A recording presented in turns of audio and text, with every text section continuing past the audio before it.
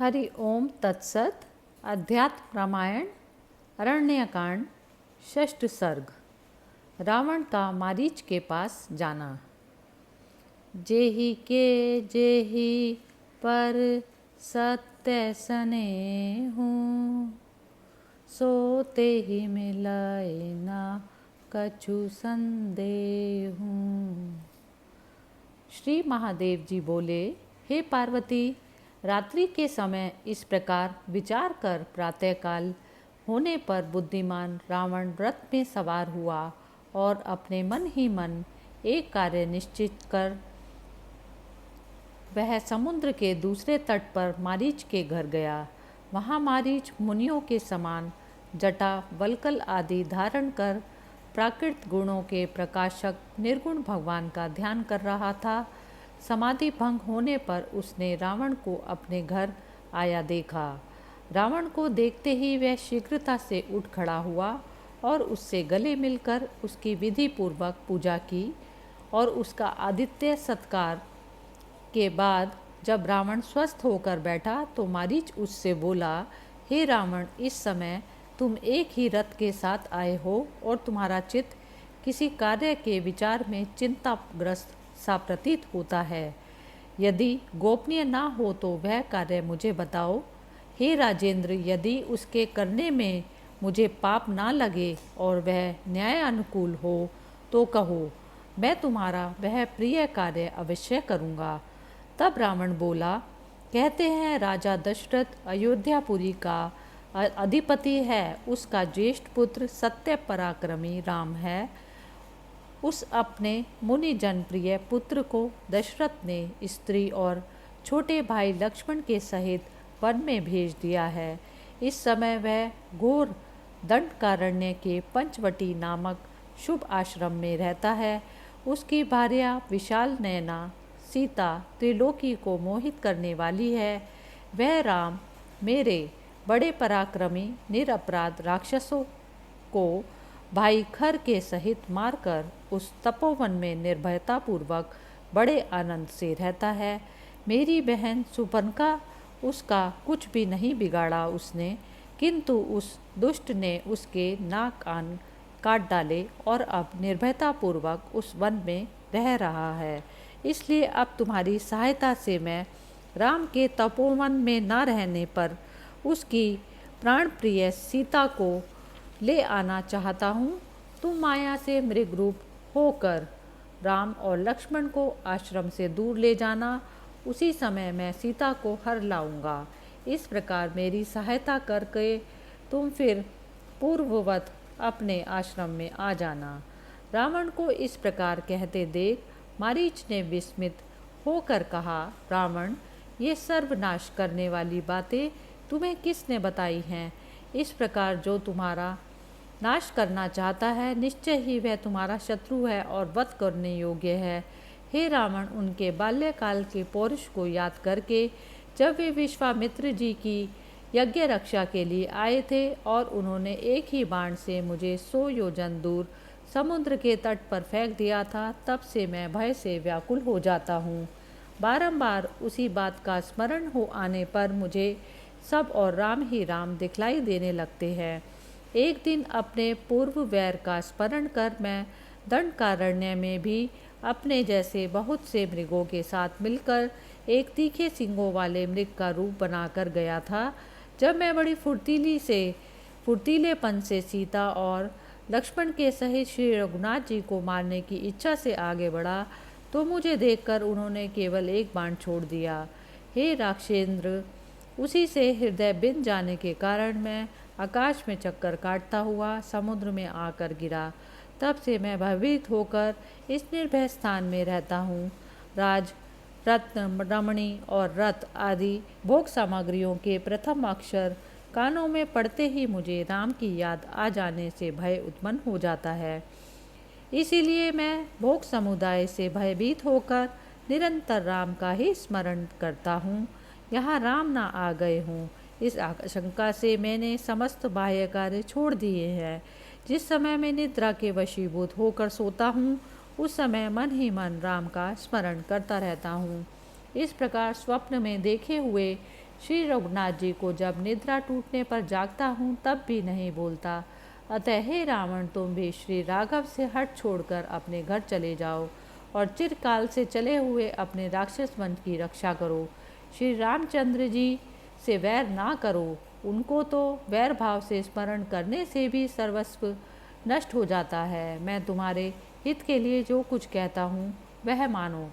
तुम परमात्मा श्री रघुनाथ जी से विरोध बुद्धि छोड़ दो और भक्ति भाव से उनका भजन करो, क्योंकि रामचंद्र जी बड़े दयालु हैं।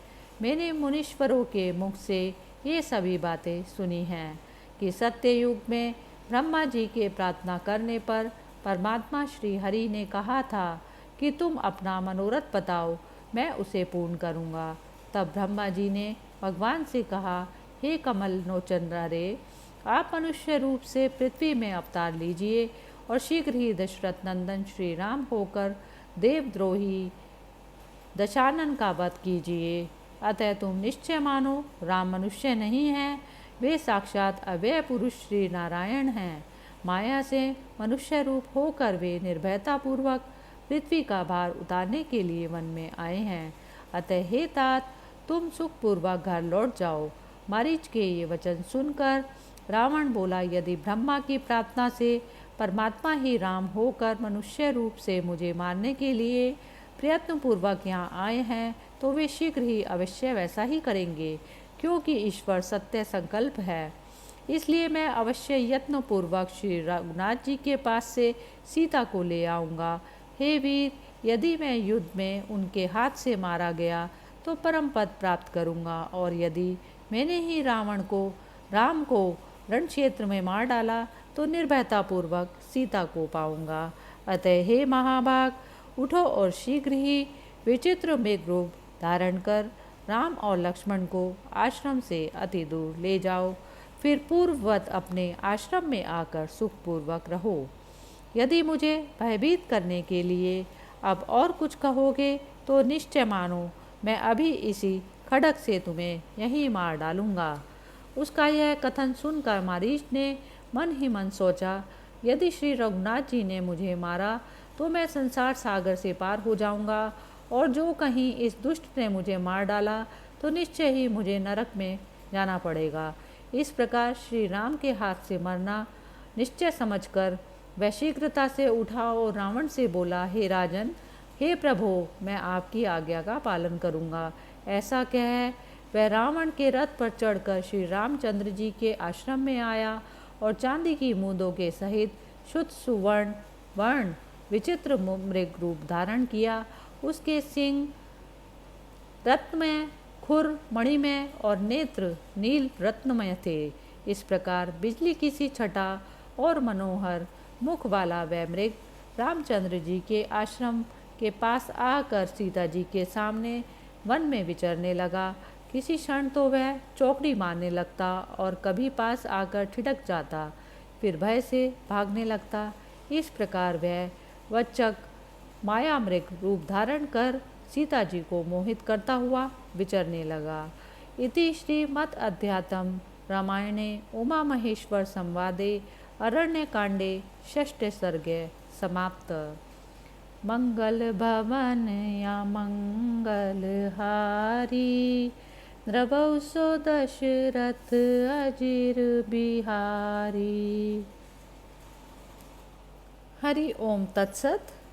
अध्यात्म रामायण अरण्यकांड सप्तम सर्ग, मारीच वध और सीता हरण। उमा कहूँ मैं अनुभव अपना, सत हरि भजन जगत सप सपना। श्री महादेव जी पार्वती जी से बोले, इधर श्री रामचंद्र जी ने भी रावण का सारा षड्यंत्र जानकर एकांत में श्री जानकी जी से कहा, हे सीते, मैं जो कुछ कहता हूँ वह सुनो। हे शुभे, रावण तुम्हारे पास भिक्षु का रूप धारण करके आएगा, अतः तुम अपने ही समान आकृति वाली अपनी छाया को कुटी में छोड़कर अग्नि में प्रवेश कर जाओ और मेरी आज्ञा से वहाँ अदृश्य रूप से 1 वर्ष रहो। उसके बाद रावण के मारे जाने पर तुम मुझे पूर्ववत पालोगी। रामचंद्र जी के वचन सुनकर सीता जी ने भी वैसा ही किया। वह मायामयी सीता को बाहर कुटी में छोड़कर स्वयं अग्नि में अंतर्ध्यान हो गई। तब उस माया सीता ने मायामय मृग को देखकर श्री रामचंद्र जी के पास आकर हंसते हुए बड़ी नम्रता से कहा, हे राम, यह रत्न विभूषित विचित्र सुवर्ण मृग देखिए, इसके शरीर में कैसे अद्भुत बिंदु हैं और यह कैसी निर्भयता से विचर रहा है। हे प्रभु, आप इसे बांधकर मुझे ला दीजिए। यह सुंदर हिरण मेरा क्रीड़ा मृग हो। तब श्री रामचंद्र जी ने बहुत अच्छा कह अपना धनुष उठा लिया और जाते समय लक्ष्मण जी से कहा, लक्ष्मण, तुम प्राण प्रिय सीता की यत्नपूर्वक रक्षा करना। वन में बड़े मायावी भयंकर राक्षस विचर रहे हैं, अतः तुम अनिंदिता साध्वी सीता की बहुत सावधान रहकर रक्षा करना। तब लक्ष्मण जी ने श्री रामचंद्र जी से कहा, देव, यह मृग रूप धारी मारीच है, इसमें संदेह नहीं, क्योंकि भला मृग ऐसा कहाँ हो सकता है। श्री रामचंद्र जी बोले, यदि यह मारीच है तो इसमें संदेह नहीं, मैं इसे अवश्य मार डालूंगा, और यदि यह मृग ही है तो सीता का मन रखने के लिए ले आऊँगा। मैं अभी जाकर बहुत ही शीघ्र से इस मृग को बांधकर ले आता हूँ।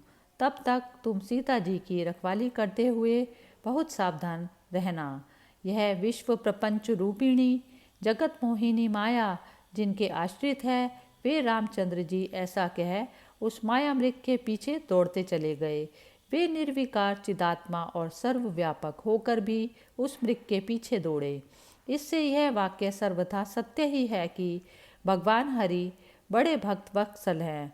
भगवान सब कुछ जानते थे, तथापि सीता जी को प्रसन्न करने के लिए वे मृग के पीछे गए, नहीं तो पूर्ण काज आत्मज्ञ भगवान राम को मृग अथवा स्त्री से क्या काम था।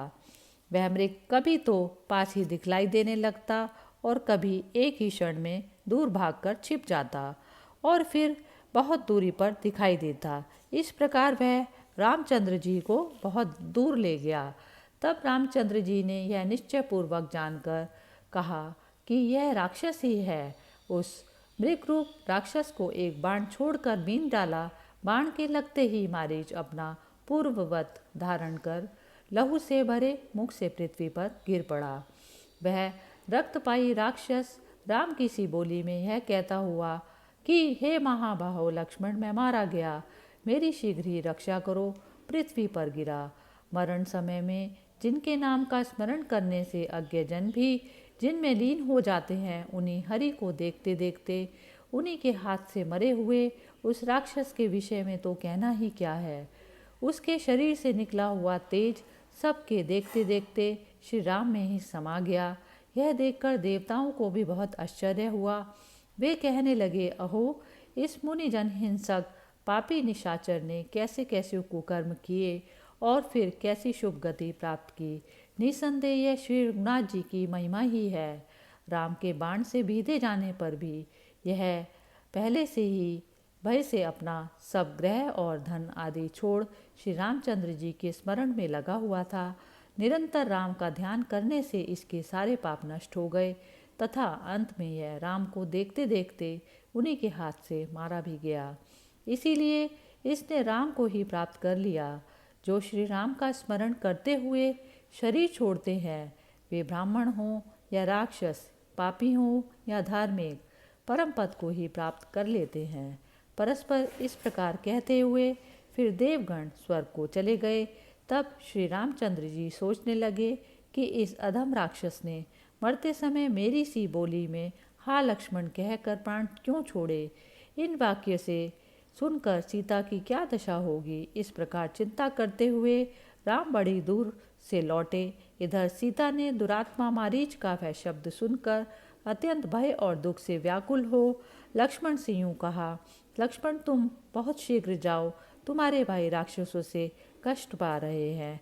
क्या तुम अपने भाई का हा लक्ष्मण यह वाक्य नहीं सुनते। लक्ष्मण जी ने कहा, देवी, यह वाक्य श्री रामचंद्र जी का नहीं है। किसी राक्षस ने मरते मरते ये वचन कहे हैं। जो राम जी क्रोधित होने पर एक क्षण में संपूर्ण त्रिलोकी को भी नष्ट कर सकते हैं, वे देव वंदित प्रभु भला ऐसा दीन स्वर कैसे बोल सकते हैं। तब सीता जी ने नेत्रों में जल भरकर क्रोधपूर्वक लक्ष्मण जी की ओर देखते हुए कहा, हे लक्ष्मण, क्या तू अपने भाई को विपत्ति में पड़े देखना चाहता है? अरे दुर्बुद्धि, मालूम होता है तुझे राम का नाश चाहने में भरत ने ही भेजा है। क्या तू राम के नष्ट होने जाने पर मुझे ले जाने के लिए यहाँ आया है? किंतु तू मुझे नहीं पाएगा। देख, मैं अभी प्राण त्याग कर देती हूँ। राम तुझे इस प्रकार पत्नी हरण के लिए उद्यत नहीं जानते हैं। राम के अतिरिक्त मैं भरत या तुझे किसी को भी नहीं छू सकती। ऐसा कहकर वे अपनी भुजाओं से छाती पीटते हुए रोने लगी। उनके ऐसे कठोर शब्द सुन लक्ष्मण जी ने अति दुखित हो अपने दोनों कान मूंद लिए और कहा, हे चंडी, तुम्हें धिक्कार है, तुम मुझे ऐसी बातें कह रही हो, इससे तुम नष्ट हो जाओगी। ऐसा कह लक्ष्मण जी सीता को वन देवियों को सौंपकर दुख से अत्यंत खिन्न हो गए और धीरे धीरे राम के पास चले। इस प्रकार इसी समय मौका देखकर रावण भिक्षु का सा वेश बनाकर दंड कमंडलू के सहित सीता जी के पास आया। सीता जी ने उसे देखकर तुरंत ही प्रणाम किया और भक्तिपूर्वक उसका पूजन कर कंदमूल फल आदि देकर स्वागत करते हुए कहा, हे मुने, ये फल आदि खाकर सुखपूर्वक विश्राम कीजिए। अभी थोड़ी देर में ही मेरे पतिदेव आते होंगे। यदि आपकी इच्छा हो तो आप कुछ देर ठहरिए, वे आपका कुछ विशेष सत्कार करेंगे। भिक्षु बोला, हे कमल लोचने, तुम कौन हो? तुम्हारे पति कौन है? हे अनघे, इस राक्षस सेवित वन में तुम क्या करती हो? हे कल्याणी, ये सब बातें बताओ, तब मैं भी तुम्हें अपना सर्वस्व सारा वृतांत सुनाऊंगा। सीता जी बोली, हे भिक्षु, श्रीमान महाराज दशरथ अयोध्या के राजा थे। उनके ज्येष्ठ पुत्र सर्व सुलक्षण संपन्न राम हैं। मैं जनक नंदिनी सीता उन्हीं की धर्मपत्नी हूँ। उनका छोटा भाई लक्ष्मण है, वह अपने भाई का अत्यंत स्नेही है। हम दोनों के साथ श्री रामचंद्र जी पिता की आज्ञा से 14 वर्ष दंडकारण्य में रहने के लिए आए हैं। अब मैं आपके विषय में जानना चाहती हूँ, आप मुझे अपना परिचय दें। भिक्षु बोला, मैं पुलस्त्य नंदन विश्वा का पुत्र राक्षस राज रावण हूँ। मैं तुम्हें पाने की इच्छा से संतप्त हूँ, अतः इस समय तुम्हें अपनी राजधानी में ले जाने के लिए आया हूँ। उस मुनि वेशधारी राम से तुम्हें क्या मिलेगा? तुम मुझसे प्रेम करो और इस वनवास के दुखों से छूटकर मेरे साथ नाना प्रकार के भोग भोगो। उसके ये वचन सुनकर सीता जी ने कुछ डरते हुए उससे कहा, यदि तू मुझसे ऐसी बातें कहेगा तो श्री रामचंद्र जी तुझे नष्ट कर देंगे। जरा ठहर, तो भाई के सहित श्री रामचंद्र जी अभी आते होंगे। मेरे साथ कौन बल का प्रयोग कर सकता है? क्या सिंह पत्नी के साथ खराहा का बल प्रयोग कर सकता है? राम जी के बाणों से छिन्न भिन्न होकर तू अभी पृथ्वी तल पर सोएगा। श्री सीता जी के ऐसे वचन सुनकर रावण ने क्रोधकुल होकर महापर्वताकार रूप धारण किया, जिसके 10 मुख और 20 भुजाएं थी तथा जिसकी काले मेघ के समान आभा थी। उस भयंकर रूप को देखकर वन देवियाँ और वन जीव भयभीत हो गए। तब रावण ने सीता जी के पैरों के नीचे की पृथ्वी को नखों से खोदकर उन्हें अपने हाथों से उठा लिया और रथ में डालकर तुरंत आकाश मार्ग से चल दिया। उस समय सीता जी अति भयभीत होकर दीन दृष्टि से पृथ्वी की ओर देखती हुई हा राम हा लक्ष्मण ऐसा कहकर रोने लगी। सीता जी का यह आर्तक्रंदन सुनकर तुरंत ही तीखी चोंच वाला पक्षी श्रेष्ठ जटायु पहाड़ की चोटी पर से उठा और बोला, अरे ठहर ठहर, यज्ञ के मंत्रपूत पुरोडाश को ले जाने वाले कुत्ते के समान मेरे सामने ही जगन्नाथ श्री रघुनाथ जी की भार्या को सुने तपोवन से तू कौन लिए जाता है? जटायु ने ऐसा कहकर अपनी तीक्ष्ण चोंच से रावण के रथ को चूर चूर कर डाला और अपने पंजों से घोड़ों को मारकर उसके धनुष के टुकड़े टुकड़े कर दिए। तब रावण ने सीता जी को छोड़कर अपना खड्ग निकाला और झुंझलाकर मतिमान जटायु के पंख काट डाले। पंख कट जाने से पक्षीराज जटायु अधमरे होकर पृथ्वी पर गिर पड़े। फिर तुरंत ही रावण सीता जी को दूसरे रथ पर चढ़ाकर चलता बना। उस समय वह सीता किसी रक्षक को ना देखकर बारंबार राम को पुकारती हुई रो रो कर कह रही थी, हा राम, हा जगन्नाथ, क्या आप मुझ दुखिनी को नहीं देखते? हे राघव, आपकी भार्या को राक्षस लिए जाता है, आप छुड़ाइए। हा महाभाग लक्ष्मण, मुझ अपराधिनी की रक्षा करो। हे देवर, मैंने तुम्हें बाग बाण मारे थे, तुम मुझे क्षमा करना। सीता जी के इस प्रकार रुदन करने से राम के आने की आशंका करता हुआ रावण उन्हें लेकर वायु के समान अति तीव्र वेग से चलने लगा।